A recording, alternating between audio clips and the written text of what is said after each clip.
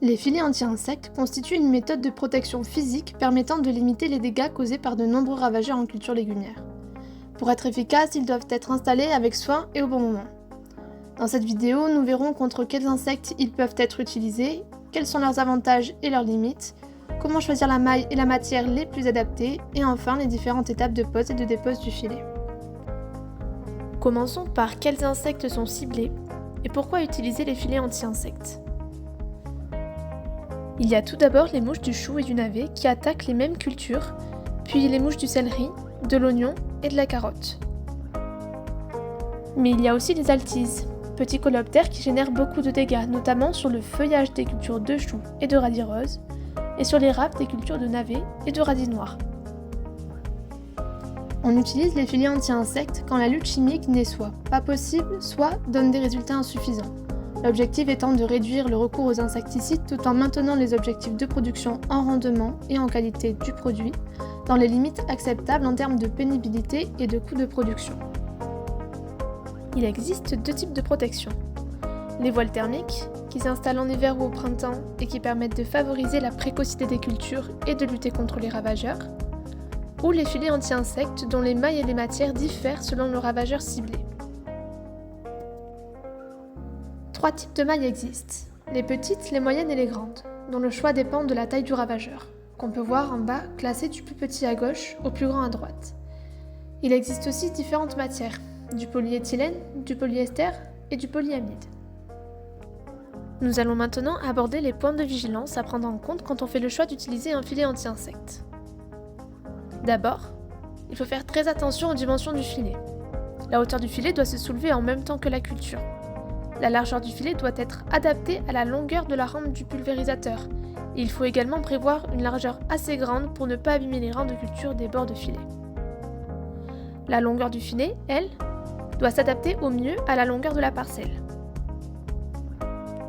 Deuxième point de vigilance, il faut anticiper les adventices et les limaces avant de poser le filet pour éviter d'intervenir pendant la culture. En agriculture biologique, il est également possible de gérer les adventices avec du paillage sur et entre les rangs. Ensuite, l'apport en culture devra se faire par fertirrigation, car un apport d'engrais solide par-dessus le filet suivi d'un arrosage ne donne pas de bons résultats. Il faut aussi prendre en compte que les filets sont très coûteux, entre 2500 et 8000 € par hectare. Il est donc important d'en prendre soin pour atteindre la durée de vie annoncée par le fabricant. Plus de détails sur son entretien seront fournis en fin de vidéo lors de la dépose. Enfin, dernier point de vigilance, il faut respecter les durées de rotation pour éviter que le ravageur, dont on veut protéger la culture, soit déjà présent dans le sol. Il faut également bien vérifier les mailles pour bloquer le bon ravageur. Après avoir énuméré tous les points de vigilance, nous allons aborder les contraintes qu'il faut anticiper, avec en premier lieu, et pas des moindres, les coûts de production, auxquels s'ajouteront l'achat du filet, la perte de surface, l'achat d'une dérouleuse et d'un tank à fertiliser, ou encore la main-d'œuvre. Il faut également évaluer la balance bénéfice-risque, car en faisant le choix de poser le filet, il y a des risques fongiques dus à l'humidité que le filet retient, mais aussi des risques de multiplication de ravageurs sous le filet, que l'agriculteur ne peut pas voir. Enfin, en l'absence de mécanisation, la pose et la dépose du filet peuvent être physiquement pénibles. Nous allons maintenant aborder les étapes clés de la pose et de la dépose du filet anti-insectes. Première étape, il s'agit de dérouler le filet soit à la main, soit la dérouleuse à filet que vous pouvez observer ci-contre, soit avec une technique propre à l'agriculteur, avec par exemple un enrouleur d'arrosage. Deuxième étape, l'installation, qui peut se réaliser soit avec des arceaux, soit à plat selon la culture.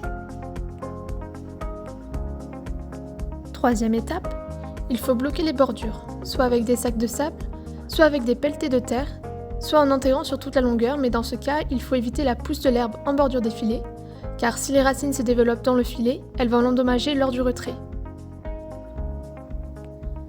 Enfin, dernière étape, le rangement du filet. D'abord, on le dépose sur le côté, puis on le laisse sécher. Et une fois sec, il peut être recousu directement au champ s'il a été déchiré par du gibier. Enfin, il faut l'enrouler et le stocker à l'abri des rongeurs.